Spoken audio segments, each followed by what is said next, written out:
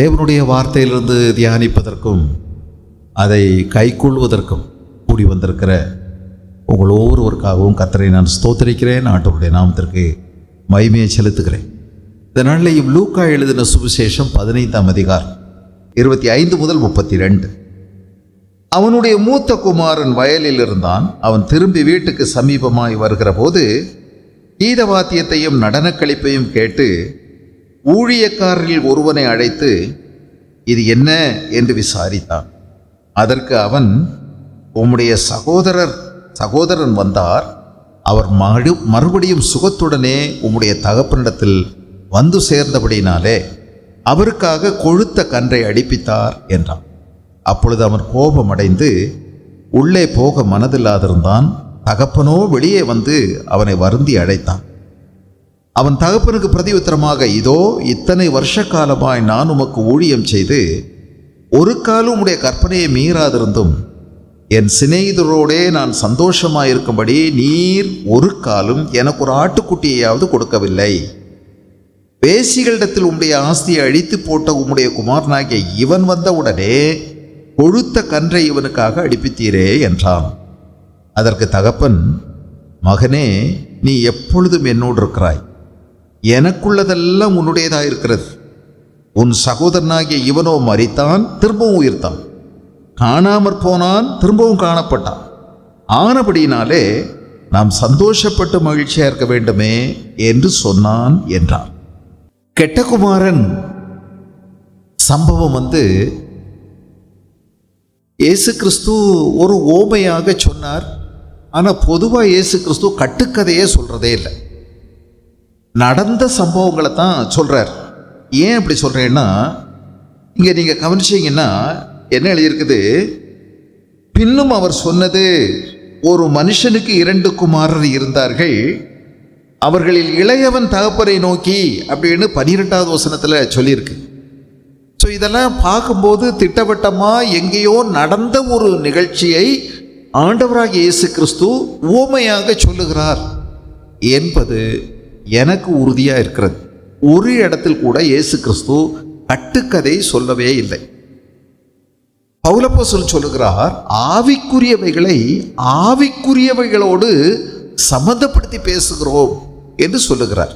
ஆனால் நடந்ததை சொல்லுகிறார். ஒரு மனுஷனுக்கு 2 குமாரர் இருந்தார்கள். அதில் இளையவன் தகப்பனை நோக்கி, உம்முடைய ஆஸ்தியில் எனக்கு பங்கிட்டு தர வேண்டும் என்று கேட்டான். அவர்கள் இளையவன் தகப்பனை நோக்கி, தகப்பனே, ஆஸ்தியில் எனக்கு வரும் பங்கை எனக்கு தர வேண்டும் என்று கேட்டான். இது சும்மா லேசான விஷயம் அல்ல. உடனே கொடுத்துருக்க மாட்டார், உடனேயும் கேட்டிருக்க மாட்டான். இது நீண்ட நாள் போராட்டம் இருந்திருக்கும். தகப்பன் ரொம்ப துக்கம் பட்டிருப்பார். ஆனாலும் செய்தாக வேண்டுமே என்ற ஒரு நிலைக்கு வந்திருக்குது. இந்த அன்புள்ள தகப்பன் சொல்லி கீழ்ப்படியாத ஒரு மகனை எவ்வளவு தூரம் போகணுமோ அவ்வளவு தூரம் அன்பினால விட்டுட்டார். ஒரு வார்த்தை பயன்படுத்தினேன், அன்பினால். அன்பு அவ்வளோ தூரத்துக்கு விட்டுருமா? விட்டு பிடிக்கிறது. அடுத்து நீங்க பார்த்தீங்கன்னா, அவன் எவ்வளோ தூரம் கெட்டு போகணுமோ அவ்வளோ தூரம் கெட்டு போயிட்டான். திரும்பவும் சொல்றேன், இந்த தகப்பனுடைய அன்பு எவ்வளோ தூரம் கெடணுமோ அவ்வளோ தூரம் கெட்டு போகிறதற்கும் விட்டு கொடுக்குற. திரும்ப இந்த தகப்பனுடைய அன்பை பாருங்க, திரும்பி வருவதற்கு இந்த அன்பு ஏவுகிறது. ஒரு நாள் அவனுக்கு புத்தி தெளிந்த போது அவன் தன்னுடைய தகப்பனுடைய வீட்டை குறித்து நினைக்கிறான். என் தகப்பனுடைய வீடு என்ற ஏக்கம் அவனை பிடிக்கிறது. எவ்வளோ பேர் சந்தோஷமா இருக்கிறாங்க, வேலைக்காரங்க. ஆனால் நான் என் தகப்பனுடைய மகனாக இருந்தும் இப்படி நான் இந்த சாப்பாட்டுக்கு சாகிறேனே என்று சொல்லி அவன் ரொம்ப துக்கப்படுறான். நான் எழுந்து என் தகப்பனிடத்தில் போவேன் அப்படின்னு சொல்லி திரும்ப யோசிக்கிறான். திரும்ப பாருங்க, இவன் திரும்பி வர்றான். இந்த தகப்பனுடைய அன்பு அவனை கட்டி அணைத்து ஏற்றுக்கொள்ளுகிறது. ப்ராடிக்கல், சொல்லி கீழ்ப்படியாத, அடம் பிடிக்கக்கூடிய ஒரு குமாரனை தகப்பனுடைய அன்பு எவ்வளோ தூரம் போகணும்னு நினைக்கிறானோ அவ்வளோ தூரம் விட்டு பிடிக்குது. எவ்வளோ கெடணும்னு நினைக்கிறானோ அவ்வளோ தூரம் கெட்டு குட்டிச்சவர் ஆயிடுறான். அவனை திரும்பவும் கொண்டு வருகிறது இந்த தகப்பனுடைய அன்பு. அவனை அள்ளி அணைத்து கொள்ளுகிறது இந்த தகப்பனுடைய அன்பு. மூத்த குமாரன் வீட்டை விட்டு போகவே இல்லை, வீட்டிலே இருக்கிறான். அவன் அப்பாவுடைய வேலையை செய்தான், அப்பாவுடைய வயலில் அவன் வேலை செஞ்சான், அப்பாவுக்கு அவன் ஊழியம் செய்தான். இங்கே எழுதியிருக்குது, அவன் தகப்பனுக்கு பிரதியுத்தரமாக 29வது வசனம், இத்தனை வருஷ காலமாய் நீண்ட காலமாக அப்பாவுக்கு ஊழியம் செய்திருக்கிறான். ஒரு காலம் உடைய கற்பனையை மீறாதிருந்தும் செய்ய வேண்டிய வேலையெல்லாம் அப்படியே கட்டளையிட்ட போது கரெக்டாக செஞ்சுருக்கான், ரொம்ப கரெக்டாக செஞ்சுருக்கான். ஒரு நாள் தாமதம் பண்ணலை. வேலைக்காரங்களை கூப்பிட்டு வயலில் என்னென்ன வேலை செய்யணுமோ, ஆடு மாடுகளுக்கு என்னென்ன செய்யணுமோ, என்னென்ன காரியங்களெல்லாம் நிர்வாகம் செய்யணுமோ அத்தனையும் எல்லாவற்றையும் அற்புதமாக செஞ்சுருக்கிறான், அழகாக செஞ்சுருக்கிறான் இல்லையா? ஒரு நாள் கூட மீறலை அப்படின்னு சொல்கிறான். இவன் வீட்டில் தான் இருந்தான். ஆனால் கடைசியில் என்ன ஆகுது, தம்பி திரும்ப வந்தபோது அங்கே ஒரு பெரிய விழா கோலமாக இருக்குது வீடு. இவர் ரொம்ப தூரம் போயிருந்தாரோ அல்லது முந்தின நாள் ஒருவேளை இவர் போனவர் வயலில் தங்கிட்டாரோ, வயல்வெளி பறந்து விரிந்த இடமா இருந்திருக்கணும் இந்த பெரிய மனுஷனுக்கு. அதனால இவருக்கு சரிய வர தெரியலை, எதுவும் வீட்டு பக்கம் வர்ற வரைக்கும் விஷயமே தெரியலை. இங்கே ஆடல் பாடல் என்ன, இசை இருக்கிறது. புதிய ஏற்பாட்டில் இசையை பற்றி நீங்கள் அதையும் பார்க்கவே முடியாது. ஆனால் இங்கே நீங்கள் கவனிச்சிங்கன்னா, அவனுடைய மூத்த குமாரன் வயலில் இருந்தான். அவன் திரும்பி வீட்டுக்கு சமீபமாய் வருகிற போது கீதவாத்தியத்தையும் நடனக்களிப்பையும் கேட்டு, மியூசிக் இருக்கு, அப்போது கச்சேரியெல்லாம் கூப்பிட்டுருக்காரு. இசைக்கு ஆண்டவர் எதிரானவர் அல்ல. நியாயமாக இசையை நம்ம சந்தோஷத்துக்காக பயன்படுத்துகிறோம். தேவனை ஆராதிப்பது என்பது ஒரு கொண்டாட்டத்தின் நேரம். It's a celebration. Worship is also a celebration. ஆண்டவரை நம்ம ஆராதிக்கிறோம், ஆண்டவரை நம்ம கொண்டாடுறோம், ஆண்டவரை நம்ம பெருமைப்படுத்துகிறோம், ஆண்டவரை நம்ம மகிமைப்படுத்துகிறோம், ஆண்டவரை நம்ம வியந்து பாராட்டுறோம். அவர் செய்தவைகளை எல்லாம் யோசித்து சிந்தித்து தியானித்து அதை குறித்து பேசுகிறோம். இசையை அதோட கூட நம்ம சேர்க்கிறதுல தவறில்லை. இயேசு கிறிஸ்துவுடைய வாயிலிருந்து வந்தது இதெல்லாம், அதனால தவறில்லை. இந்த நடன கழிப்பு, இந்த கீதவாத்தியம் இதெல்லாம் சேர்ந்து ஒரே ஆர்ப்பாட்டமாக இருக்கு. அதனால வீட்டுக்கு பக்கம் வந்த உடனே விவரம் தெரியலை இவருக்கு. ஒருவேளை 2-3 நாள் அங்கே தங்கிட்டாரா, வேலையை அழுத்தத்தினால பழுவுனால கூப்பிட்டு கேட்குறாரு என்ன நடக்குது. அப்போ அவங்க சொல்கிறாங்க, என்ன சொல்கிறாங்க பாருங்க. அதற்கு அவன், உம்முடைய சகோதரன் வந்தார், அவர் மறுபடியும் சுகத்துடனே உம்முடைய தகப்பனிடத்தில் வந்து சேர்ந்தபடினாலே அவருக்காக கொடுத்த கன்றை அடிப்பித்தார் என்றான். சொன்னவன் ரொம்ப சந்தோஷமா சொன்னான். ஆனால் இவருக்கு இவ்வளவு வேதனை ஏற்படும்னு அவனுக்கு தெரியாது. அவரும் சேர்ந்து இதை சந்தோஷப்படுவார், இது ஒரு பெரிய சந்தோஷமான ஒரு நிகழ்ச்சியை நினச்சி தான் அந்த வேலைக்காரன் தெரியாதனமாக சொல்லிட்டான். இவர் இப்படியெல்லாம் எடுப்பார் அப்படின்னு தெரிஞ்சிருந்தா கொஞ்சம் பதமாக பக்குவமாக பயத்தோட சொல்லியிருப்பார். ஏன்னா இவர் தான் அடுத்து அந்த வீட்டுக்குள்ள பெரிய ஆள். அதனால இவர் நினச்சது நடந்துடும், அவனும் பயந்து சொல்லியிருப்பான். ஆனால் இது ஒரு பெரிய மகிழ்ச்சியான ஒரு விஷயம், அவருக்கும் இது ஒரு பெரிய மகிழ்ச்சியான விஷயம் நினச்சி சொல்லிட்டான். ஆனால் என்ன நடந்தது, அப்பொழுது அவன் கோபம் அடைந்து அப்படின்னு வருது 28. மூத்தவனுக்கு கோபம், உள்ளே போக மனதில்லை. வீட்டுக்குள்ள எவ்வளோ பேர் வந்திருக்காங்க. தகப்பனுடைய அழைப்பை ஏற்று இது அவசரமாக வைக்கப்பட்ட ஒரு விழா.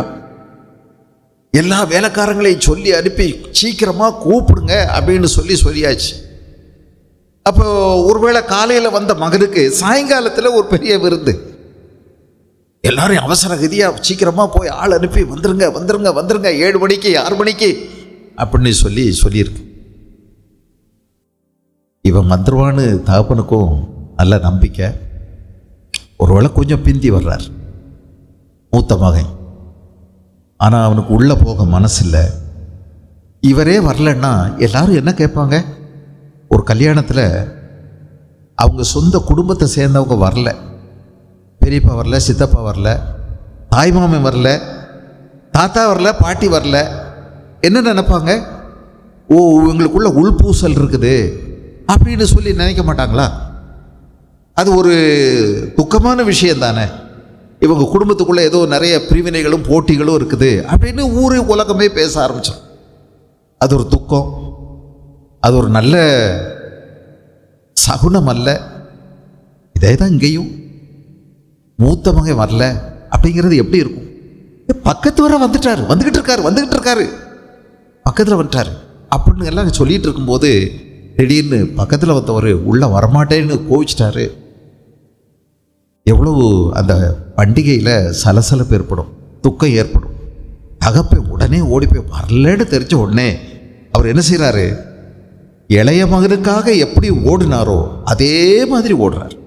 அதே மாதிரி தகப்பனோ வெளியே வந்து அவனை வருந்தி அழைத்தான்.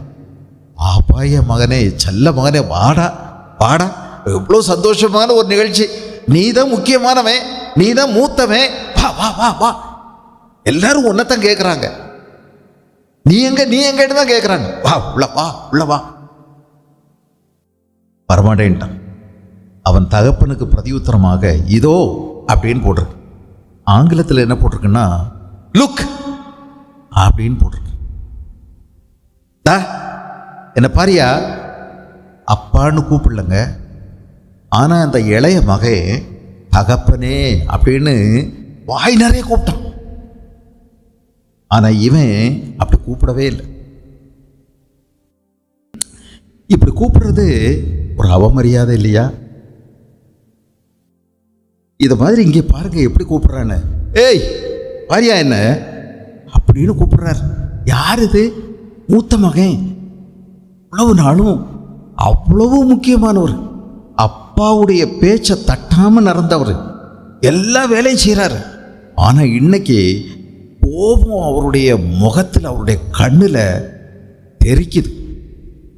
பாரியா என்ன பாரியா அப்படின்னு கேட்டது மாத்திரமில்லை, இத்தனை வருஷ காலமா நான் உமக்கு ஊழியம் செய்து ஒரு காலம் உம்முடைய கற்பனையை மீறாதிருந்தும் என் சிநேகிதரோடே நான் சந்தோஷமாக இருக்கும்படி நீர் ஒரு காலம் எனக்கு ஒரு ஆட்டுக்குட்டியையாவது கொடுக்கவில்லை.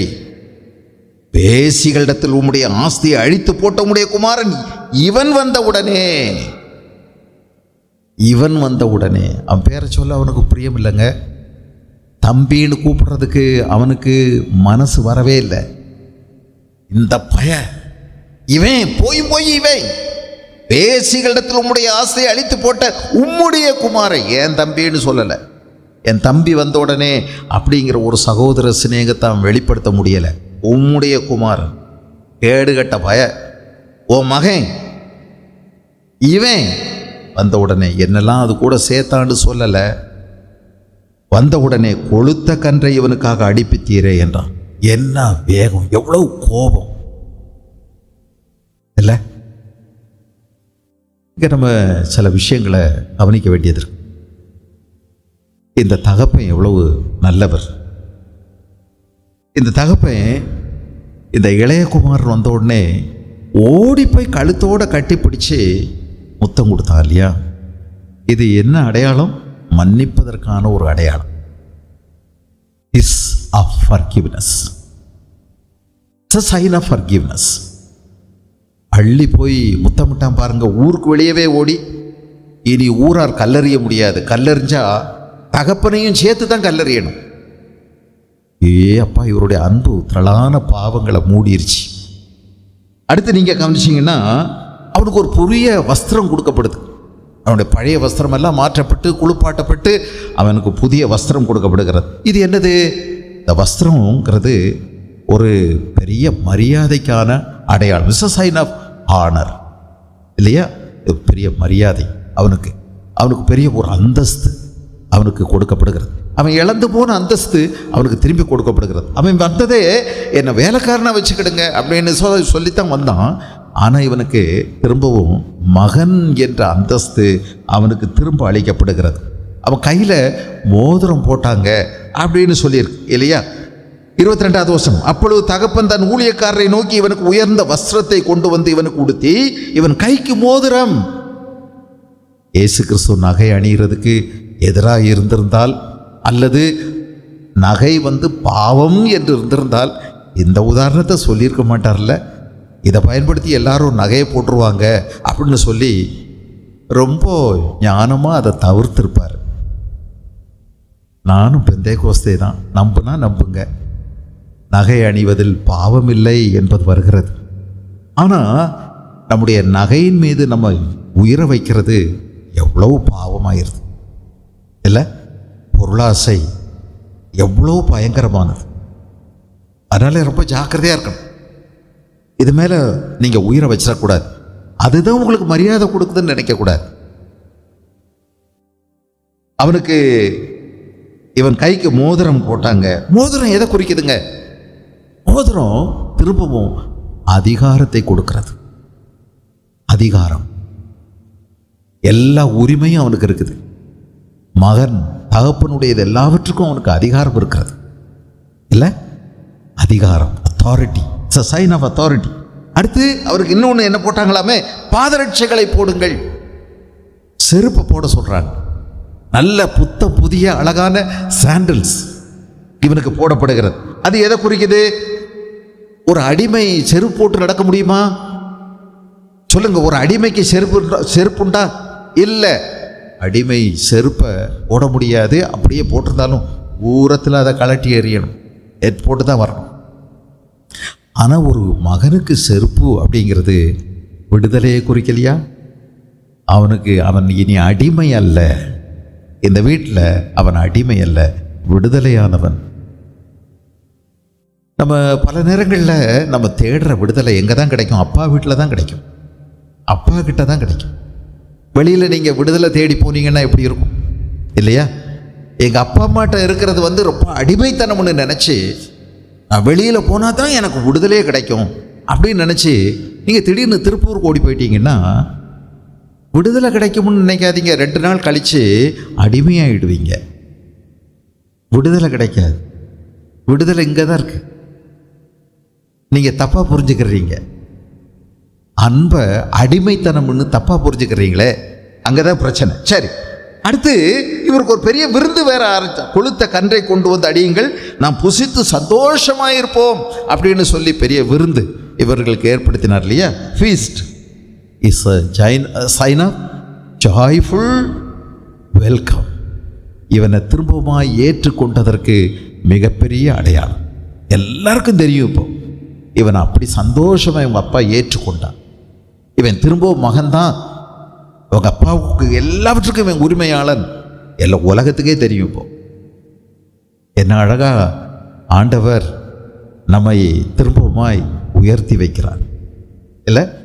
எல்லாம் இழந்தவன், ஊதாரியாக இருந்தவன், உலகத்துக்கே தெரியும் அது. ஆனால் அவனுக்கு ஊர் அறியும்படியான மெச்சுதலை கொடுத்து உயர்த்தி வைக்கிறார். ஆனால் இதில் சந்தோஷப்படுறதுக்கு எவ்வளோ சந்தோஷமாக இருக்கணும் சொந்த அண்ணன், மூத்த அண்ணன். ஆனால் அவனால் சந்தோஷமாக இருக்க முடியலை. இதை ஏன் இயேசு கிறிஸ்து இந்த கதையை சொன்னார், இந்த சம்பவத்தை சொன்னார் அப்படின்னா, தங்களையே நீதிமான்கள் என்று நினைக்கிற பரிசேயர்கள், சதுசேயர்கள் அந்த நாட்களில் நிறைய இருந்தாங்க. அவங்க அடிக்கடி இயேசுவோடு மோதல் போக்க கடைபிடித்து கொண்டே இருந்தார்கள்.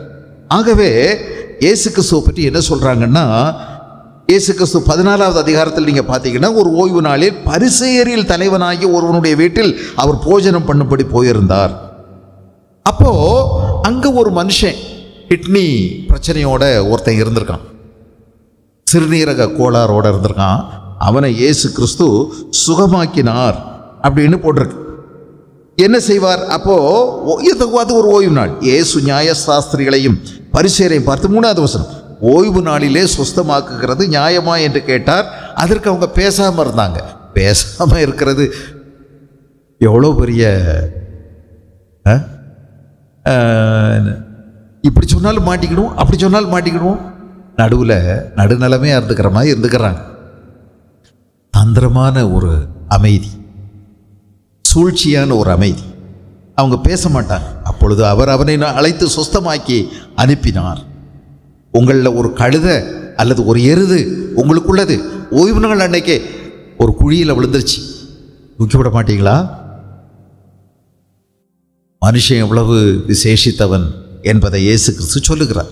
இவங்க எப்போதும் இயேசுவை குற்றம் கண்டுபிடிச்சிக்கிட்டே இருக்கிறாங்க. அப்புறம் 15வது அதிகாரத்தில் பாருங்க, சகல ஆயக்காரரும் பாவிகளும் அவருடைய வசனத்தை கேட்கும்படி அவரிடத்தில் வந்து சேர்ந்தார்கள். ஆயக்காரர்கள் யாரு? வரி வசூல் செய்கிறவங்க, வரி வசூல் பண்ணி ரோம பேரரசுக்கு கொடுக்கிறவர்கள், அரசு ஊழியர்கள் நிறைய பேர் இருந்தாங்க. இந்த அரசு ஊழியர்களாக இருக்கிறவங்கள யூதர்கள் ரொம்ப வெறுத்தாங்க.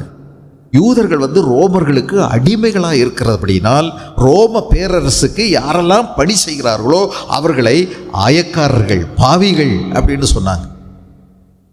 ஊதாரியாக இருக்கிறவங்க, ஒன்றுக்கு உதவாதவங்க, ரவுடித்தனம் பண்ணுறவங்க, ஏச்சு பிழைக்கிறவங்க, கலகம் பண்ணுறவங்க, அடிதடி பண்ணுறவங்க, இவங்களையெல்லாம் ஒரு கூட்டமாக வச்சுருந்தாங்க.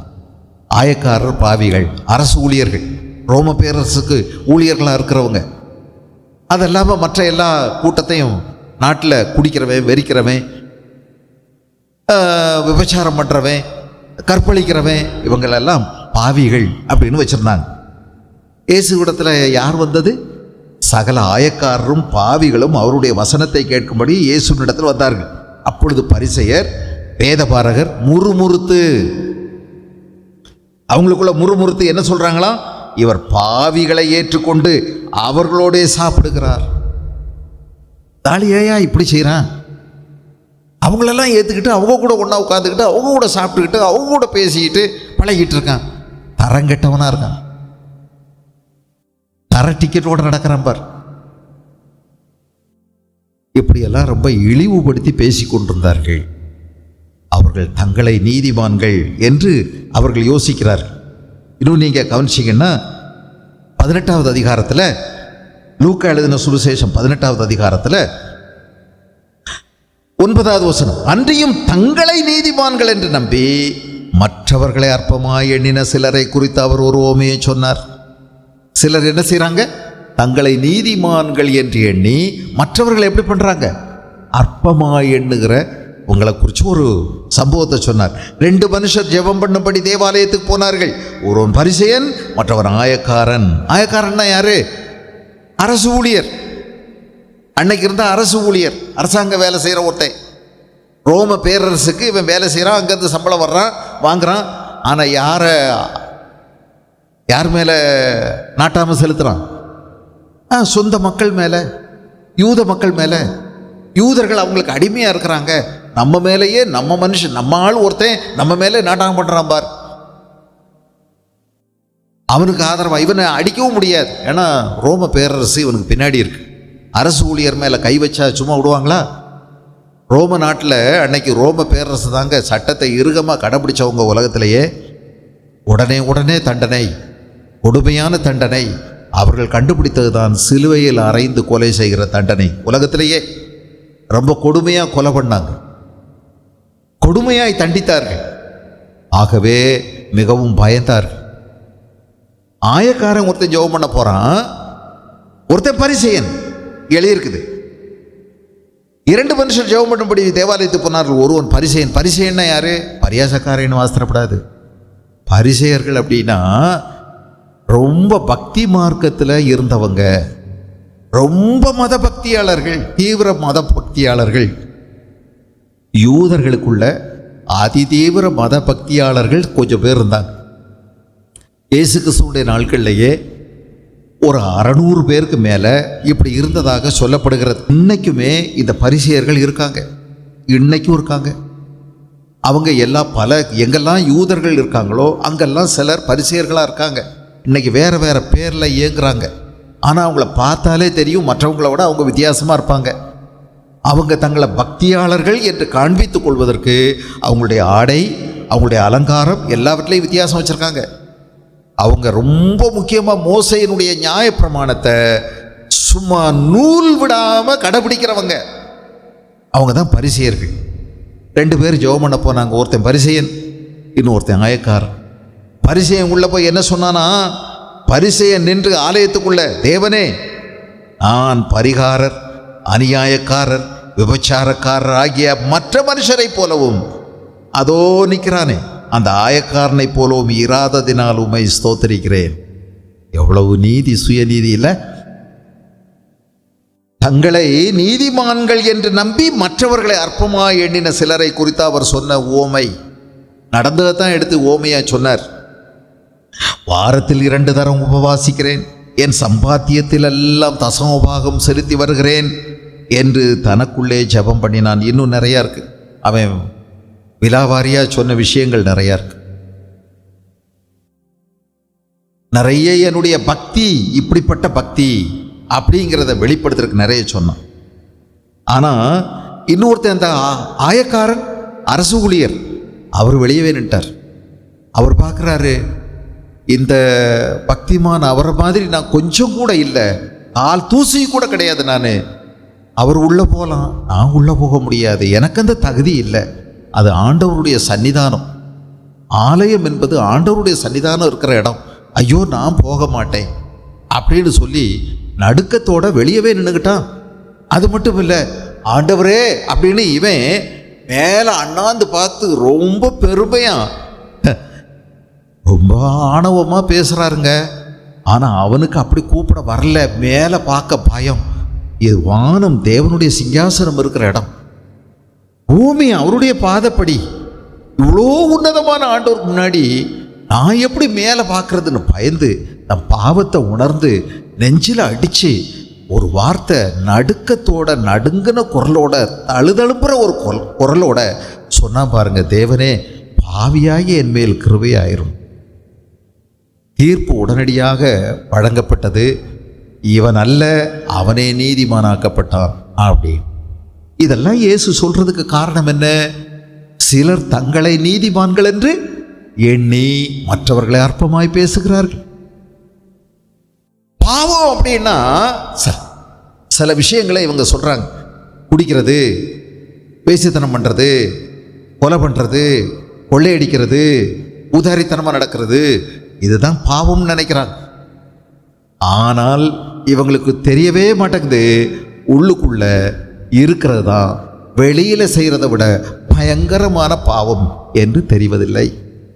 ஆகவே ஆண்டவர் இதை வெளிப்படுத்தி கொடுக்கிறார். நம்முடைய இதயத்தை வெளிப்படுத்துகிற ஆண்டவர் வெளியில செய்வதை விடையும் நம்முடைய மனதுக்குள் இருப்பது தான் அதிக ஆபத்தை ஏற்படுத்தும், அதுதான் பெரிய பாதிப்புக்குரியது என்பதை ஆண்டவர் விளங்க செய்கிறார்.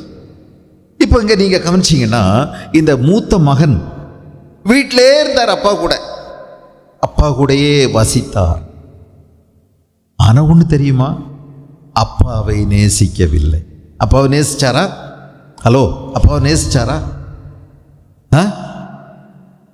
என்ன பாரியா, என் மூத்த பாரு, கண்ணை பார்த்து பேசு, ஏய் அப்படின்னு பேசலையா? சொன்னா இல்லையா? ஓ மகன் அப்படின்னு எவ்வளோ அவதூறான வார்த்தைகளை பேசுனா. வீட்டில் தாங்க இருந்தான், அப்பா கூட தான் வாசித்தான், ஆனால் அப்பாவை நேசிக்கவில்லை. வெளியிலேருந்து பார்க்கறதுக்கு எப்படி தெரிஞ்சிருக்கும்?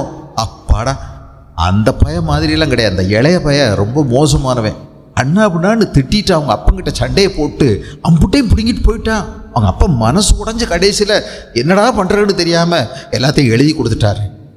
அந்த பையன் போயிட்டான், என்ன ஆனானோ தெரியலை. ஆனால் மூத்தவன் அப்படி கிடையாது, நல்ல பையன், தங்கமான பையன். அவங்க அப்பாவுக்கு பெற்றிருந்தா அந்த மாதிரி தவமிருந்து பெற்றிருக்கணும், அந்த மாதிரி ஒரு பையன், நல்ல பையன். சொன்னபடியெல்லாம் கேட்பாங்க. ஐயோ, வேலையெல்லாம் கண்ணும் கருத்துமா செய்கிறான், ஒரு நாள் கூட சுணக்கமே கிடையாது. ஒரு லீவ் எடுத்தேன், இன்னைக்கு வரல, இன்னைக்கு ஷோவும் இல்லை, இல்லை நான் ஒரு பக்கம் போகிறேன், அந்த சர்க்கஸ் நடக்குது அங்கே போயிட்டு வரேன் அப்படின்னெல்லாம், இங்கே திருவிழா நடக்குது இங்கே ஒரு நாள் போகிறேன், யாரையும் வச்சு பார்த்துக்கிடுங்க அப்படின்னெல்லாம் சொல்லவே மாட்டாங்க. என்ன கீழ்ப்படிதல், என்ன அன்பு, எவ்வளவு நல்லவே, சொன்ன வார்த்தையை தட்ட மாட்டான், தங்கமான பையன். இது வெளியிலிருந்து பார்க்கும்போது. ஆனால் உள்ளுக்குள்ளே வரும்போது, உள்ளிருந்து பார்க்கும்போது, இதயபூர்வமாய் அவனை பார்க்கும்போது, அவன் தகப்பனோடு கூட இருந்தான். தகப்பனை நேசிக்கவில்லை. தகப்பனுடைய வேலையை செய்தான். he was doing father's work but he was not doing father's will. தகப்பனுடைய வேலையை செஞ்சான், ஆனால் தகப்பனுடைய சித்தம் செய்யவில்லை. தகப்பனுடைய சித்தத்தை செய்யலைங்க. அந்த தகப்பனுடைய வேலையை செஞ்சான். இன்னும் இருக்குது. இவன் எவ்வளவுக்கு எவ்வளவு அப்பா கூட இருக்கிறதாக நம்ம நினைக்கிறோமோ அவ்வளவுக்கு அவ்வளவு அப்பாவை விட்டு ரொம்ப தூரமா இருக்கிறான். இவன் என்ன சொல்றான் பாருங்க. இவன் சொன்ன விஷயத்தை வச்சு நீங்க தெரிஞ்சுக்கலாம்.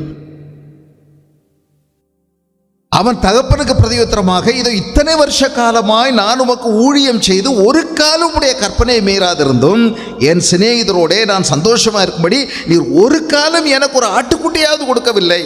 ஐயா, நீ எல்லாம் உனக்குள்ள மனசாட்சி இருக்கா? இவ்வளவு காலம் உன் கூட இருக்கிறேன், ஒரு நாளைக்காவது தப்பா நீ சந்தோஷமா இரு அப்படின்னு சொல்லி ஒரு ஆட்டுக்குட்டியை அடிச்சு, ஆட்டுக்குட்டியை அதை விட ரொம்ப கம்மியானது தான்.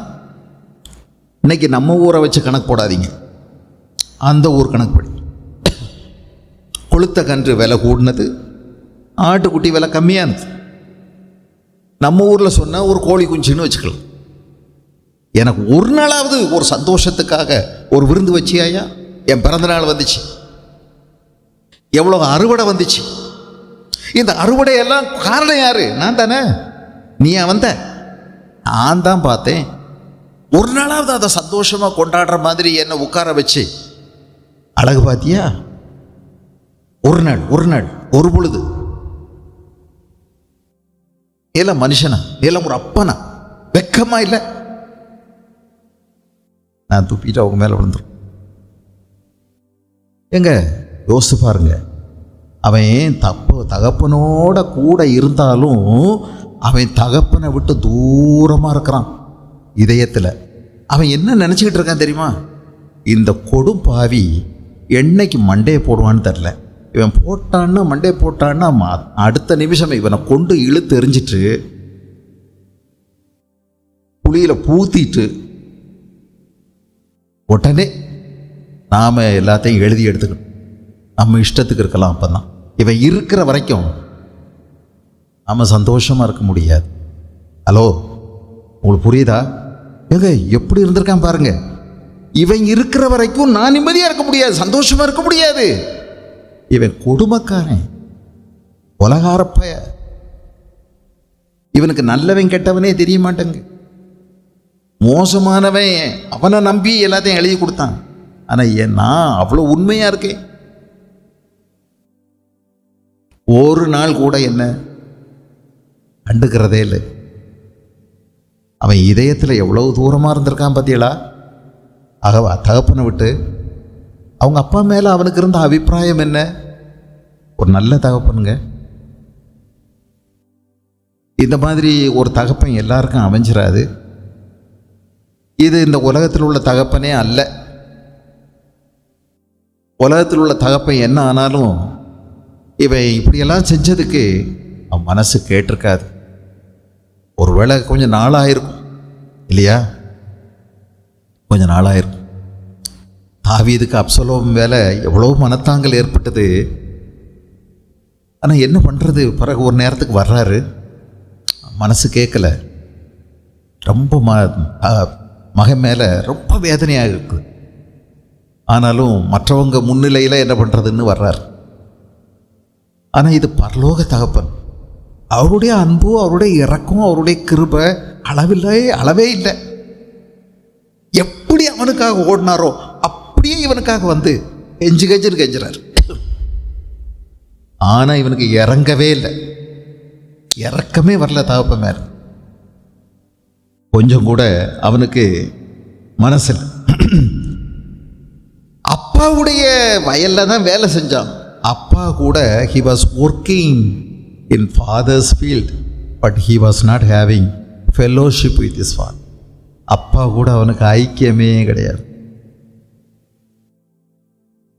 இவன் அப்பாவுக்கு தான் ஊழியம் செய்கிறான். he was serving his father. அப்பாவுக்கு தாங்க வேலை செய்கிறான். ஆனால் ஒன்று கவனிங்க, சந்தோஷமே இருந்தது. சந்தோஷமா செய்யலையா? இப்படி செய்ய முடியுமா? தட்டாம வேலை செய்கிறான், கரெக்டாக வேலை செய்கிறான். அப்ப என்ன ஒழுக்கம்! ஆனால் அதை எப்படி செய்யலை? சந்தோஷத்தோடு செய்யவே இல்லை. இன்னைக்கு தெரியுதா? அது இப்போ தெரியுதா அவன் சந்தோஷத்தோடு செய்யலைன்னு? இத்தனை வருஷம் உனக்கு ஊழியம் செஞ்சேன். இந்த ஊழியம்னு போட்டிருக்கு பாருங்க, அந்த இடத்துல வர்ற வார்த்தை ரொம்ப முக்கியமான வார்த்தை. இன்னைக்கு காலையில் உட்காந்து பார்த்தேன், இந்த வார்த்தைக்கு என்ன வார்த்தை போட்டிருக்காங்க அப்படின்னு. ஒரு அடிமையாய் நான் நடந்தேன் அப்படின்னு சொல்கிறேன். இவன் அடிமையாக இருக்கணுமா? இது யாருடைய தவறுங்க? இவனா அடிமையாக்குனது யாருடைய தவறு? அவங்க அப்பா சொல்லலையே, எப்பா எனக்குள்ளதெல்லாம் உனக்குள்ளது இல்லையா? ஐயோ, நீ சந்தோஷமா இருக்கிறதுக்கு யார் உன்னை தடை பண்ணது? நீயா உன்னை கட்டி வச்சுக்கிட்ட. ஆனா நீ என் மேல இப்ப பழிய போடுறியே. அவன் பாருங்க அடிமை மாதிரி வேலை பார்த்துருக்கான். அப்ப அவன் மனசுல சந்தோஷத்தோட வேலை செய்யல. ரொம்ப ஒழுக்கம், நேரம் தவறாம, கரெக்டு, எல்லாம் சரிதான். ஆனால் அதை சந்தோஷத்தோடு செய்யவில்லை, அதை அன்பினால் செய்யவில்லை. இத்தனை நாளும் உனக்கு நான் ஊழியம் செஞ்சோம், ஒரு அடிமை மாதிரி, உனக்கு நாய் மாதிரி நாயா ஓடி, ஓடா தேஞ்சி, பேயா ஓடி, என்னையா பிரயோஜனம்? ஏதாவது கொடுத்தியா? ஏதாவது பண்ணியா? 4 பேர் மத்தியில் எனக்கு ஒரு மதிப்பு, ஒரு காரியத்தை செஞ்சியா? இவனுக்கு நல்லா பாருங்க, தகப்பனுடைய அன்பு இவனுக்கு அடிமைத்தனமாகவே தெரிந்திருக்கிறது. அடிமையாகவே இருந்திருக்கான். வீட்டுக்குள்ளேயே அடிமையாக இருந்திருக்கான். 2 பேருக்குமே தகப்பனுடைய அன்பு அடிமைத்தனமாக தெரிஞ்சது. ஆனால் இவனுக்குமா இப்படி? வீட்டிலே இருந்தவன், வீட்டு சாப்பாடை சாப்பிட்டு அப்பா அப்பான்னு கூப்பிட்டுக்கிட்டு இருந்தவன் இந்த அழியிருக்கு. அவனுக்கு அப்பா மேலே எந்த விதமான நல்ல அபிப்பிராயமும் இல்லை. ஒரு நல்ல தகப்பனை அவன் நேசிக்க முடியலை. அவங்க அப்பா ரொம்ப மோசமானவரா, கொடூரமானவரா, அன்பில்லாதவரா, இரக்கமில்லாதவரா, இவனுடைய சந்தோஷத்தை கெடுக்கிறவரா, இவர் அவனைத்தான் ரொம்ப நேசிக்கிறவரா, அப்படியெல்லாம் தோணுது. he was miserable. வீட்டுக்குள்ளேயே அவன் ரொம்ப வேதனையோடு நடந்திருக்கும்.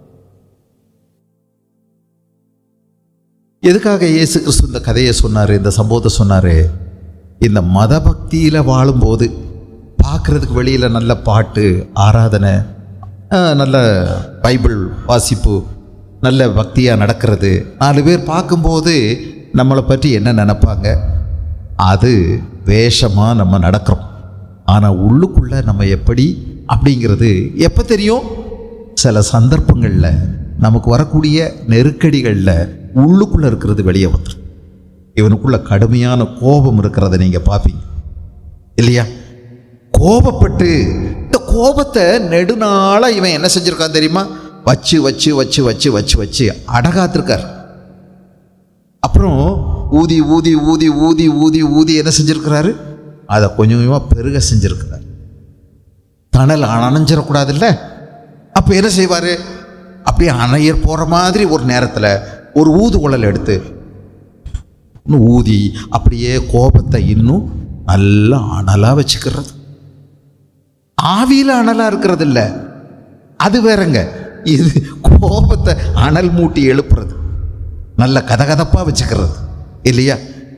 இந்த சில நேரங்களில் நம்ம அடுப்பில் சிம்மில் வச்சுட்டு வேலை செய்யலாம் அப்படின்னு சொல்லுவாங்க, தெரியுமா உங்களுக்கு? குறைச்சி வச்சுட்டு உங்கள் வேலையெல்லாம் செஞ்சு 1/2 மணி நேரம் கழித்து வந்தாலும் அப்பமும் அந்த பால் கொதிச்சிருக்காது.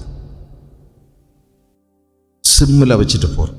இதே மாதிரி நம்ம சில நேரங்களில் சிம்மரிங் மெல்ல அப்படியே பொறுமிக்கிட்டே இருக்கிற மாதிரி வச்சுருவோம். இதை நம்ம வச்சுக்கிட்டே இருக்கோம்.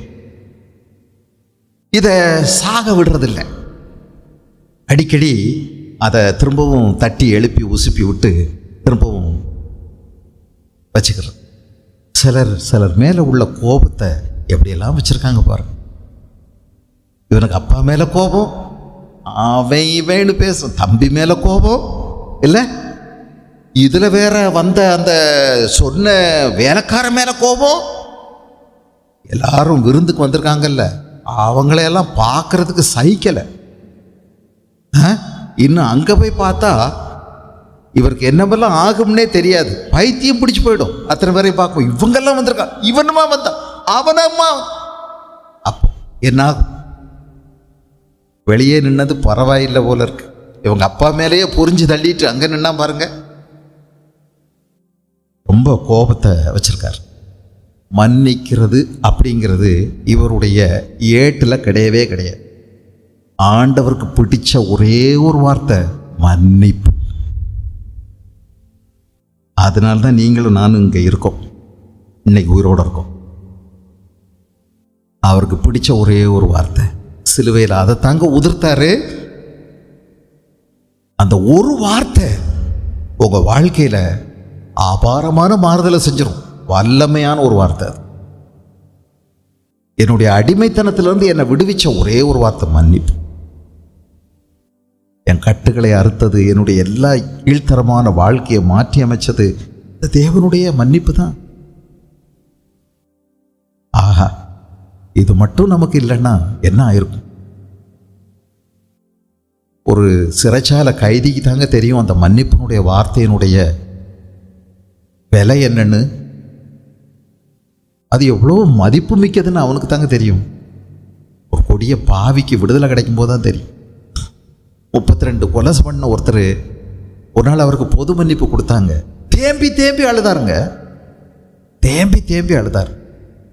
சின்ன குழந்தைய மாதிரி அழுதார். எனக்கா மன்னிப்பு? எனக்கா?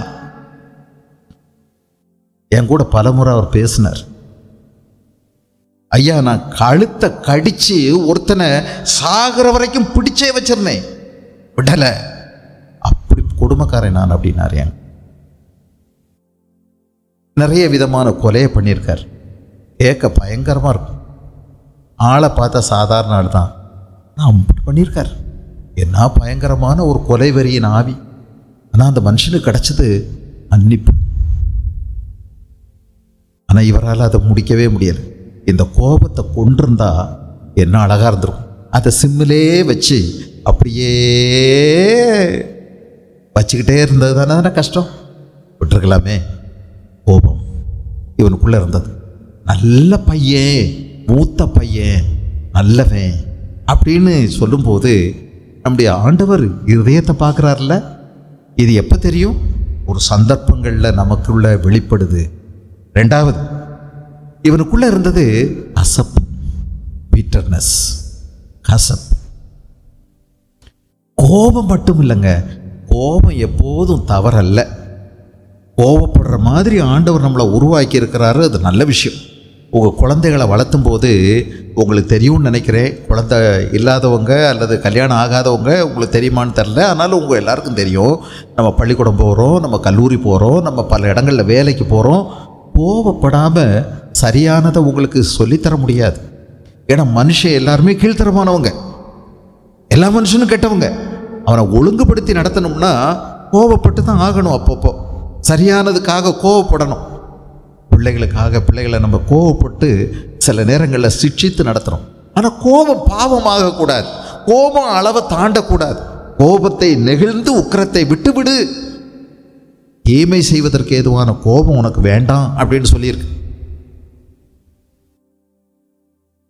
உத்தரப்பிரதேசத்தில் ஒரு அம்மா, உங்களுக்கு போன வாரத்தில் வந்த செய்தி, அடிக்கடி இந்த புருஷன் கொடுமைப்படுத்திகிட்டே இருக்கிறான்னு சொல்லி அந்த அம்மாவுக்கு கோபம் வந்து பிடிச்சி அடித்து வெளியில் தள்ளி கீழே விழுந்த உடனே ஒரு கல்லை எடுத்து அடித்து மண்டையை உடைச்சி என்ன பண்ணாங்க தெரியுமா? எல்லாரும் நிற்கவே மண்டையில் உள்ள மூளையை உருவி கையில் எடுத்துட்டாங்க.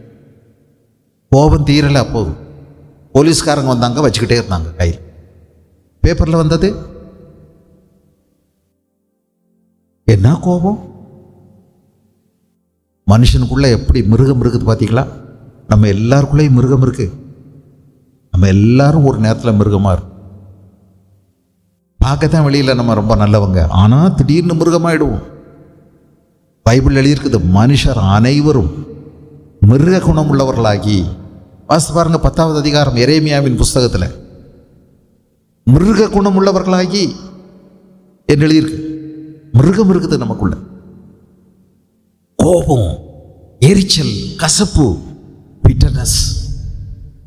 அவே எப்படி சொல்றான் பாருங்க. அந்த அதுல வேசிகளிடத்தில் உம்முடைய ஆஸ்தியை அழித்து போட்ட 30வது வசனம், உம்முடைய குமாரனாகிய இவன் வந்த உடனே, உம்முடைய மகன், உன் பையன், உன் செல்ல மகன்னு சொல்றியே, அவன் வந்த உடனே நீ அவனுக்கு என்ன செஞ்ச? கொளுத்த கன்று அடிப்பிச்சு. இவன் வேசிகளிடத்தில் ஆஸ்தியை அழிச்சு போட்டான்னு தகப்பனுக்கே தெரியாது. உண்மையிலேயே இவன் வேசிகளிடத்தில் போனானாங்கிறது யாருக்குமே தெரியாது. ஒருவேளை குடிச்சே அழிச்சிருக்கலாம், போயிருக்கலாம், நமக்கு தெரியாதே. யாருங்க அன்னைக்கு இவனுக்கு அப்பப்போ குறு செய்தி அனுப்பிக்கிட்டே இருந்தது? எஸ்எம்எஸ் அனுப்புனது யாரு? எப்படி தெரியும்? அவன் தான் போகக்கூடாத தூரத்துக்கு போயிட்டானே, எங்க போனான்னு யாருக்குமே தெரியலையே. இவன் சொல்வதெல்லாம் கற்பனையானது, சொந்த யூகம். நிறைய யூகத்தை சேர்க்கிறோம் பார்த்தீங்களா? நமக்கு ஒரு ஆள் மேல கசப்பு, எரிச்சல், கோபம், வைராக்கியம் கூட கூட கூட கூட பெருக பெருக பெருக பெருக அதை தேவனுடைய சமூகத்தில் வச்சு நம்ம சீர்படுத்தாவிட்டால், ஒழுங்குபடுத்தாவிட்டால், நமக்குள்ள அவங்க மேல வரக்கூடிய எண்ணங்களை பாருங்க. யாரும் சொல்லவே இல்லை, யாருக்குமே தெரியாது, அவனும் சொல்லலை. ஆனா இங்க நடக்கிறது சொல்றான், இந்த மாதிரி வேசிகளிடத்தில் தன் ஆஸ்தியை அழித்து போட்ட, வேசிகளிடத்தில் உங்களுடைய ஆஸ்தியை அழித்து போட்ட உனக்கு கொஞ்சம் கூட அறிவில்லையா? அவனுக்கு தான் அறிவில்லை, உனக்கு தெரியணும் இல்லை. உன் சொத்தை எடுத்துட்டு போய் அவன் ஊதாரித்தனமா செலவு பண்ணிட்டு ஒண்ணுக்காகாம வந்து சேர்ந்திருக்கான். உன் மகன் திரும்பவும் சேர்த்துக்கிட்ட பாரு, வெக்கமா இல்லை உனக்கு? இவன் வந்த உடனே இவன் எவ்வளவு அற்பமாக எண்ண ஆரம்பித்து. நம்ம இவ்வளவு நமக்குள்ள கசப்பு இருக்குமானால் நம்ம இப்படித்தான் செய்வோம். பலரையும் நம்ம அற்பமா எண்ணும். தங்களை தாங்களே நீதிமான்கள் என்று எண்ணி பிறரை அற்பமா எண்ணுகிற சிலரை குறித்து தான் ஒரு சம்பவத்தை இயேசுநாதர் சொன்னார். யாரையாவது நீங்க அற்பமா எண்றீங்களா? என்னை விட தரம் குறைஞ்சவன், கீழே,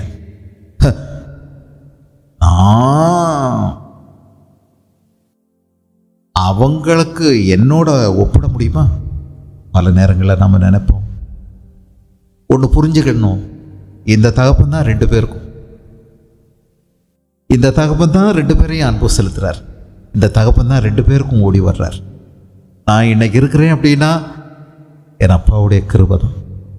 அவங்கள விட நான் எந்த விதத்திலையும் உயர்ந்தவன் அல்ல. நான் சிலரை குறித்து அற்பமாக நினைக்கிறேன் பாருங்க, அவங்கள விட நான் எந்த விதத்திலையும் உயர்ந்தவன் அல்ல. சில நேரங்களில் நம்ம எங்கே போயிடுறோம் தெரியுமா? கம்பேரிசன் மோடு, ஒருத்தர் ஒப்பிட்டு பார்க்குறோம் வெளிப்படையா. இது எவ்வளோ அபத்தமானது. ஒப்பிட்டு பார்க்குறோம், பணத்தில், வயசில், அறிவில், பின்னணியத்தில், ஜாதியில், கெத்தில், அந்தஸ்தில், கௌரவத்தில், குடும்ப பின்னணியத்தில். எவ்வளோ பெரிய ஆள், அவங்க ஒன்றுமே இல்லை.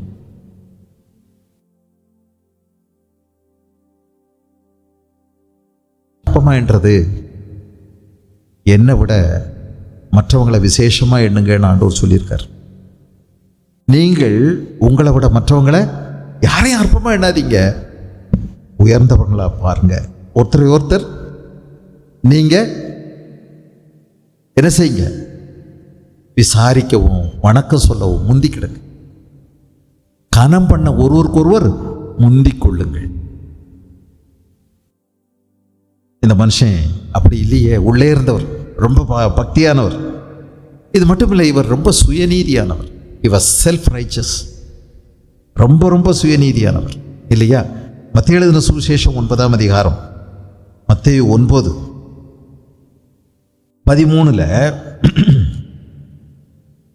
மத்தேயு 9:13 பலியை அல்ல இரக்கத்தை விரும்புகிறேன் என்பதின் கருத்து இன்னதென்று போய் கற்றுக்கொள்ளுங்கள். நீதிமான்களை அல்ல பாவிகளையே மனம் திரும்புவதற்கு அழைக்க வந்தேன். நீதிமான்களை அல்ல, சுயநீதி உள்ளவர்களை அல்ல, பாவிகளை மனம் திரும்ப அழைக்க வந்தேன்.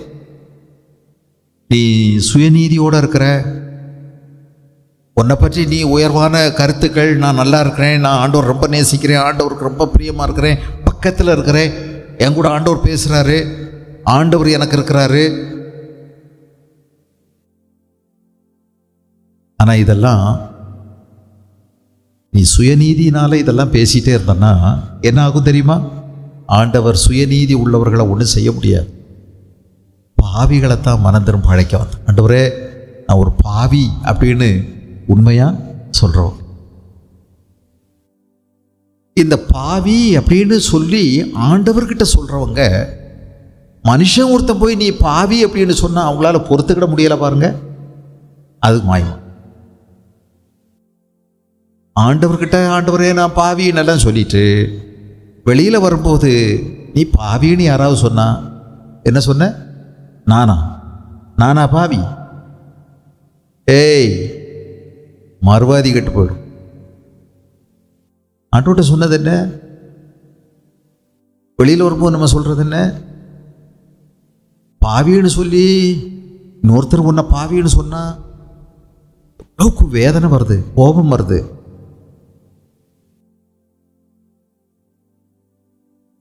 வில்லியம் கேரிங்க இந்த இந்தியாவை ஒரு பெரிய புதிய நவ இந்தியாவை மாற்றுறதுக்காக வந்த ஒரு ஒரு ஒரு மிஷினரி. அவர் 40 இந்திய மொழிகளில் வேதாகமத்தின் பகுதிகளை மொழியாக்கம் செஞ்சாருங்க. அவர் செஞ்ச மாதிரி இப்போ இத்தனை வருஷமாயும் யாரும் செய்யலையே, செய்ய முடியலை. எல்லாரும் சேர்ந்தே செய்ய முடியலை. அப்போ ஒரு மனுஷனை பரிசுத்த ஆவியானவர் எப்படி பயன்படுத்தியிருக்கார்? அந்த மனுஷனுடைய ஒரு பெரிய வாயில் வரக்கூடிய தாரக மந்திரம் என்ன தெரியுமா? அவருக்கு வாயில் இருந்தது, தேவனிடத்திலிருந்து பெரிய காரியங்களை எதிர்ப்பார், தேவனுக்காக பெரிய காரியங்களை செய். அதைத்தான் திரும்ப திரும்ப எங்கே போனாலும் பிரசங்க வார்த்தையாக வச்சுக்கிட்டே சொல்லுவார். அவர் தாங்க பள்ளிக்கூடம் ஆரம்பித்தவர் இந்தியாவில். அவர் தான் பத்திரிக்கை ஆரம்பித்தவர், அவர் தான் கல்லூரி ஆரம்பித்தவர், அவர் தான் தோட்டக்கலை ஆரம்பித்தவர், அவர் தான் பள்ளிக்கூடத்துக்கு பாடத்திட்டங்களை ஆரம்பித்தவர். எல்லாமே அவர் தாங்க, எல்லாம் அவர். அவருக்காக சும்மா ஒரு சின்ன ஸ்டாம்ப் பேப்பர் தான் நினைவுக்காக போட்டிருக்காங்க இந்திய அரசாங்கம். இந்தியாவை இருண்ட கண்டத்திலிருந்து வெளிச்சத்துக்குள்ளே கொண்டு வந்தவர் அவர் தான், வில்லியம் கேரி. அந்த மனுஷனை ஒரு தடவை என்ன சொன்னாங்கன்னா, ஒரு பெரிய கூட்டத்தில் இருக்கும்போது ஒருத்தர் பழிச்சு பேசணுங்கிற எண்ணத்தோட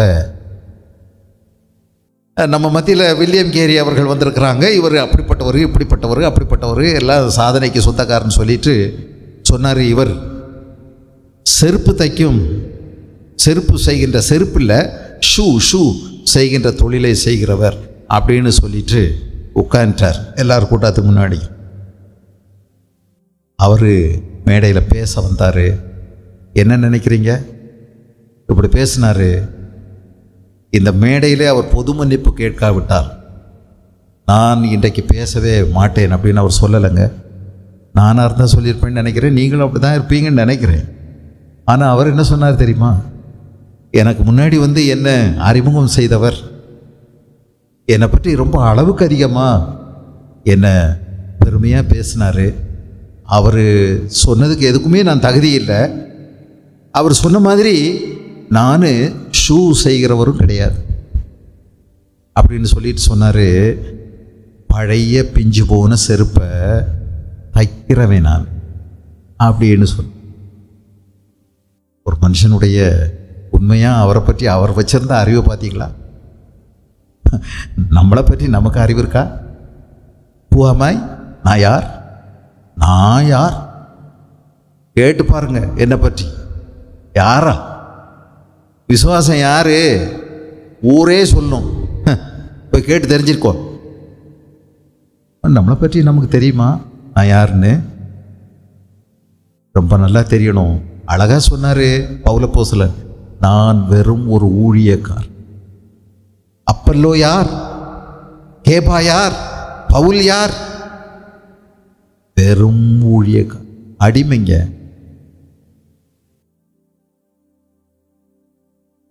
பவுல் நட்டான், பொல்லோ நீர் பாய்ச்சினான், விளைய செய்ததெல்லாம் தேவன் தான். ஏதாவது ஒன்று நடக்குது அப்படின்னா அது என்னால இல்லை, தேவனால். தேவனால். நம்ம தேவனுக்கு முன்னாடி இப்படியெல்லாம் காமிக்கிறோமா, சொல்றோமா?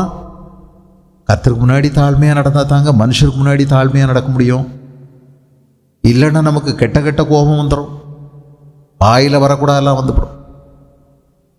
இந்த மூத்தவனை போல நம்ம இருந்துடக்கூடாது. அது மட்டும் இல்லை, இவன் ரொம்ப மாய்மாலக்காரன். வெளியில் பார்த்தா எல்லாமே நல்லா செய்கிற மாதிரி இருக்கு, ஆனால் உள்ளுக்குள்ள சரியா இல்லை. ரொம்ப பக்தி, ரொம்ப பாசம் அப்பா மேலே, ரொம்ப அப்பாவுக்கு கீழ்ப்படுகிற மாதிரி, அப்பாவுடைய வேலையெல்லாம் நல்லா செய்கிற மாதிரி.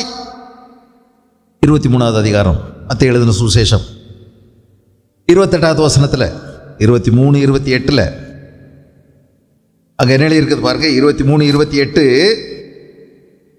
அப்படியே நீங்களும் மனுஷருக்கு முன்பாக நீதிமான்கள் என்று புறம்பே காணப்படுகிறீர்கள், உள்ளத்திலோ மாயத்தினாலும் அக்கிரமத்தினாலும் நிறைந்திருக்கிறீர்கள். மாயக்காரரே, வேதபாரகரே, பரிசேயரே, உங்களுக்கு ஐயோ அப்படின்னு சொல்றார். வெளியில நீங்க ஐயோ வெள்ளை அடிக்கப்பட்ட கல்லறைகளுக்கு ஒப்பாயிருக்கிறீர்கள், அவைகள் புறம்பே அலங்காரமாய் காணப்படும், உள்ளேயோ மரித்தவர்களின் எலும்புகளினாலும் சகல அசுத்தத்தினாலும் நிறைந்திருக்கும். குருடரான பரிசேயனே, போஜன பாத்திரங்களின் வெளிப்புறம் சுத்தமாகும்படி அவைகளின் உட்புறத்தை முதலாவது சுத்தமாக்கு. ஆண்டவர் சொல்லுகிற பரிசுத்தம் உங்களுக்கு விளங்குதா? நமக்கு பரிசுத்த ஆவியானவர் கொடுக்கிற ஒரு பெரிய பலன் என்ன தெரியுமா? உள்ளுக்குள்ள சுத்திகரிப்பு. இது நான் எழுப்பி செய்ய முடியாது, நான் ஒரு விளக்குமாறு எடுத்து செய்ய முடியாது. இதுக்கு தான் எனக்கு பரிசுத்த ஆவியானவர் தேவை. உன் கூட எப்போதும் இருக்கணும். எப்போதும் நீ செல்லை எடுக்கும்போது உன் கூட பரிசுத்த ஆவியானவர் இருக்கிறாருன்னு தெரிஞ்சுக்கணும், இருக்கணும். நீ அவரை மதிக்கணும். இல்லைன்னா உனக்குள்ள திரும்பவும் ஒட்டடை ஆகிடும், எல்லாம் வந்து கூடு கட்டிடும். பரிசுத்த ஆவியானவர் இருந்தால் தான் நீ அங்கே என்ன செய்ய முடியும்? உள்ளுக்குள்ளே சுத்தமாக இருக்க முடியும். நீ தனியாக போகிற பாரு, தனியாக போகும்போது ஃபோன் பேசிக்கிட்டு அப்படியே அலட்டிக்கிட்டே போறிய, யார்கிட்ட? பரிசுத்த ஆவியானவர் உன் கூட இருந்தால் தான். இல்லைன்னா கதாநாயகங்கிட்ட பேசிக்கிட்டு அலட்டிக்கிட்டே போவேன். திடீர்னு ஒரு நாள் சர்ச்சில் இருந்து காணாமல் போயிடுவேன். ஆயிடுங்க. பரிசுத்த ஆவியானவர் இல்லைன்னா உள்ளுக்குள்ள நிறைய ஒற்றைய பிடிச்சிடும். நீ உன்னை சுத்தம் பண்ண முடியாது. பரிசுத்த ஆவியானவர் உன்னை பரிசுத்தமாக்குகிறவர். இந்த வசனத்துக்காக நான் ஆண்டவருக்கு ரொம்ப நன்றி சொல்றேன். எனக்குள்ள வெளிச்சம் அனுப்புது பாருங்க. இந்த விடியற்கால வெளிச்சம் எனக்கு கிடைக்கும். தேவனுடைய வார்த்தையை கேட்காதவனுக்கு விடியற்கால வெளிச்சம் எப்படி கிடைக்கும்? இதை வாசிக்கலன்னா இது என்ன அழகா துல்லியமா உள்ளுக்குள்ள ஸ்கேன் எடுத்து காமிக்குது. நீ யாரு, நீ எப்படி இருக்க, இன்னைக்கு எப்படி இருக்க. வேதவசனம் அற்புதமான ஒரு கண்ணாடி, பயன்படுத்துங்க. கண்ணாடியில் துடைக்க வேண்டாம். இது ரொம்ப சுத்தமானது. உங்க ஊர் கண்ணாடி, உங்க வீட்டு கண்ணாடி தான் அழுக்காகும், இதில் அழுக்கு இருக்காது. நீ உடனே கண்ணாடியில் அழுக்க துடைக்கிறதுக்கு நீ ரொம்ப பாடுபடாத. உன் முகத்தில் தான் அழுக்கு. சரி பண்ணு, உனக்கிட்ட தான் இருக்கு. ஒவ்வொரு நாளும் ஆண்டவரிடத்தில் நம்மை நாமே ஆராய்ந்து பார்க்க எடுத்துக்கணும் நேரம். அடுத்தவங்களுக்காக ஜெபம் பண்ணுறதெல்லாம் சரிதாங்க. அதை கூட நீங்கள் கொஞ்சம் தள்ளி வச்சு உங்களுக்காகன்னு உடனே கை கால் சுகம், உடனே இந்த முட்டு வலி, முழங்கால் வலி, காது வலி, கண்ணு வலி, இந்த பிச்சைக்கார ஜெபத்தை செய்யக்கூடாது. தேவனிடத்தில் நம்ம யோக்கியமாக பேச பழக கற்றுக்கணும், கண்ணியமாக. ஆண்டவர் ஏதோ ஒன்று கேட்டே வச்சிருக்கார், அதை நீ கேட்க மாட்டேங்கிறேன்னு சொல்லி அவர் ரொம்ப யோசிக்கிறார். தேவனிடத்தில் செம்மையாய் பேசு. அது மட்டுமல்ல, இவருக்கு இருந்த ஒரு பெரிய இன்னொரு கொடுமை இல்லை, அது பெருமை. பற்றி எழுதியிருக்குது. அவருடைய அப்பாவை ரொம்ப தரக்குறைவாக பேசுகிறாரு, அப்பா மேலே நிறைய குற்றச்சாட்டுகளை கொண்டு வர்றாரு. அப்புறம் இவருக்கு ரொம்ப தான் செய்த வேலைக்கெல்லாம் இவருக்கு ஒரு பெரிய விழா எடுக்கணும் அப்படின்னு அவராக நினைக்கிறார்.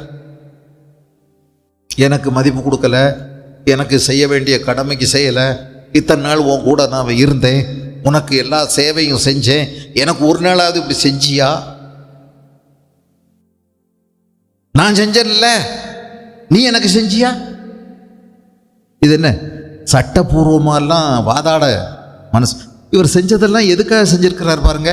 நாளைக்கு ஒரு நாள் எனக்கு எங்கள் அப்பா என்னைக்காவது ஒரு நாள் என்னை கூப்பிட்டு ஒரு பெரிய தங்க செயினை என் கழுத்தில் மாட்டி விட்டு ஊர் அறிய எனக்கு ஒரு பெருமையை தேடி கொடுப்பாரு அப்படின்னு நினச்சிக்கிட்டே செஞ்சுருக்காரு. ஆனால் செய்யலைன்னு ஒன்று இவருக்கு ரொம்ப கஷ்டமாகவே இருந்திருக்குது மனசுக்கு. இப்போ சீக்கிரம் சாக மாட்டாரான்னு காத்துக்கிட்டு வர இருந்திருக்காரு. இந்த நேரத்தில் ஒரு துரதிர்ஷ்டம் என்னென்னா, தம்பி ஊடால அவனுக்கு ஒரு விழா எடுத்துக்கிட்டான். தாங்குமா மனசு? வரவே மாட்டான்னு நினச்சிக்கிட்டு இருக்கும்போது அவன் திரும்ப வந்தது. இவர் கொடுப்பாரு நினச்சிட்டு இருக்கும்போது கொடுக்காம விட்டது. நம்ம எத்தனை தடவை இப்படியெல்லாம் நம்ம யோசிக்கிறோம். நான் எவ்வளோ செஞ்சுருக்கிறேன், எனக்கு இதெல்லாம் வரணும், எனக்கு இதுக்கு பதில் இதெல்லாம் எனக்கு கிடைக்கும், ஆண்டவர் எனக்கு கொடுப்பார் அப்படின்னு காத்துக்கிட்டே இருந்தேன். ஆண்டவர் கொடுக்கலன்னா எப்படி இருக்கும்? ஐ ஆம் டிசர்வ்ட், நான் இதுக்கு தகுதியாக இருக்கேன். ஏன் தெரியுமா எனக்கு இந்த ஆசீர்வாதம்? ஆண்டவருக்கு உண்மையாக இருந்தேன், அப்படி ஜெபம் பண்ணேன். ஆண்டவருக்கு தெரியும் நான் எவ்வளவு எப்படி ஆத்மாக்களுக்காக அங்கலாய்க்கிறேன்னு. ஆண்டவருக்கு தெரியும் நான் எவ்வளவு பிரயாசப்படுறேன். அதையெல்லாம் பார்த்து தான் ஆண்டவர் எனக்கு இந்த மாதிரி என்னை உயர்த்தி வச்சிருக்கார். ஏதாவது ஒன்று தகராறாக போயிடுச்சுன்னா என்ன ஆகும்? என்ன ஆண்டவர், நான் எவ்வளவு ஊழியம் செஞ்சேன் ஆண்டவருக்கு, ராப்பகல் பாராம எவ்வளவு கஷ்டப்பட்டேன், எவ்வளவு சரிங்களா? இதெல்லாம் வெளியே வந்துடும். நான் எவ்வளவு காணிக்க கொடுத்தேன், எவ்வளவு தியாகமா செஞ்சேன், சபைக்காக எவ்வளவு உழைச்சேன். இந்த பாருங்க, நம்ம உழைப்பு ஒண்ணுமே ஆண்டவருக்கு தேவையே கிடையாது. தயவு செய்து நீங்க ஆண்டவருக்காக கஷ்டப்படாதீங்க. ஐயோ, நீங்க உழைக்காதீங்க. ஆண்டவருக்கு உங்க உழைப்பே தேவையில்லை. அவர் ஊழியம் கொள்ளும்படி வரல. உங்க ஊழியம், என் ஊழியம் அவருக்கு தேவையே இல்லை. அவர் ஊழியம் செய்யும்படி வந்து எனக்கு இந்த வாய்ப்பு கிடைச்சிருக்கு அப்படின்னா இது மகா பெரிய தேவ கிருபைங்க. உங்களுக்கு இந்த வாய்ப்பு ஆண்டவர் கொடுத்துருக்காருன்னா, ஐயோ இது கிடைக்கக்கூடாத ஒரு பெரிய தேவ தயவு. என்னையும் அவர் நம்பி கொண்டு வந்துட்டாரே, என் மேலேயும் அனுபவிச்சு கொண்டு வந்திருக்கிறாரே. நான் செஞ்சிருக்கேன் அப்படின்னா இல்லை, அப்பிரயோஜனமான ஊழியக்காரன் நான், செய்ய வேணும்னு கட்டளையிட்ட சிலதை நான் செஞ்சுட்டு நிற்கிறேன் அப்படின்னு சொல்லுன்னு சொன்னாரா இல்லையா? நீ செஞ்சுட்டு என்ன சொல்லி என்னை பார்த்து? அப்பிரயோஜனமான ஊழியக்காரன். நான் ஒன்றும் சாதிக்கவே இல்லைங்க, நீங்கள் சொன்னதை நீங்கள் கொடுத்த பலத்தோடு செஞ்சுருக்கேன், அவ்வளவுதான். வேற ஒன்றுமே நான் ஒன்றும் செய்ய. எவ்வளோ தாழ்மையோடு நம்ம ஏற்றுக்கொள்ளணும். ஆனால் நமக்குள்ள அவ்வளோ பெரிய பெருமை வந்துருச்சே. இதனால தான் வேதம் சொல்லுது, யாரும் பெருமை பாராட்ட முடியாதபடிக்கு நற்கிரியைகளினால் நாம் ரட்சிக்கப்படவே இல்லை. நீ செய்கிற நல்ல காரியத்தினால ஆண்டவர் ஒன்றும் ரட்சிக்கவே இல்லை. எதையும் பரலோகத்தில் போயும் நம்ம சும்மா எல்லாம் தம்பட்டம் அடிக்க முடியாது. நான் அப்படி பண்ணேன் எதுவுமே கிடையாது. அவர் ஏதாவது உன்னை வச்சு செய்ய வச்சிருந்தா பல மடங்காக உனக்கு கொடுத்து முடிச்சிருப்பார் தெரியுமா? ஒன்றும் நான் போய் பெருசாக சாதிச்சிட்டேன்னெல்லாம் ஒன்றும் சொல்லவே முடியாது. அவர் உனக்கு பல மடங்காக கொடுத்து முடிச்சிருப்பாரு. அவர் செஞ்சதை தான் நீ நினச்சி நன்றி சொல்லணும். அவ்வளோ கொடுத்து அவர் முடிச்சிட்டார்.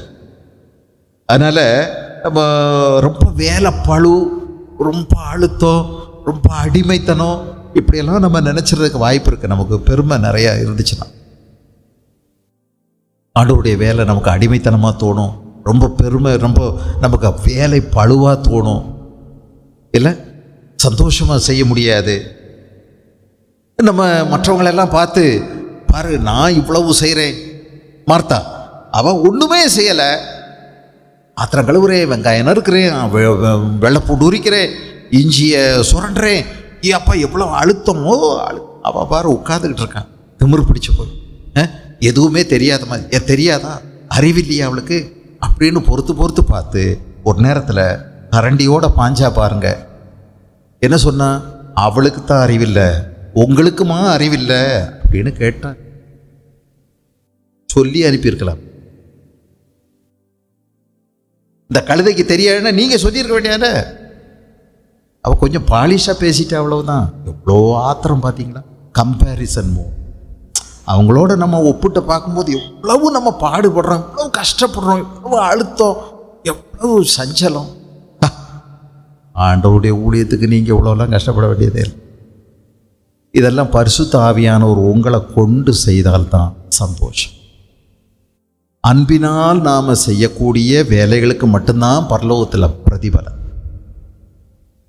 மற்றதெல்லாம் செத்த கிரியைகளாக மாறி போயிடும். அன்பில்லாமல் நாம் செய்கிற கிரியைகள் பரலோகத்தில் செத்த கிரியைகளாக மாறி. ஆகவே யோசிப்போம், நம்ம வாழ்க்கை எப்படி இருக்குது? நம்ம உள்ளே தான் இருக்கோம், ஆனால் நமக்குள்ளே இதெல்லாம் வச்சுருக்குறோமா? கொஞ்சம் ஒரு சுய பரிசோதனை, கொஞ்சம் நம்மளை ஆராய்ச்சி பாருங்கள், யோசித்து பாருங்கள். கொஞ்சம் ஆண்டவருக்கு முன்னாடி தாழ்த்துங்க. ஆண்டவருக்கு முன்னாடி தாழ்த்துறவங்க மனுஷருக்கு முன்னாடியும் தாழ்மையாக நடந்துக்கிடுவாங்க இல்லையா? எல்லாம் தேவை. ஆண்டவர் நமக்கு உதவி செய்யட்டும்.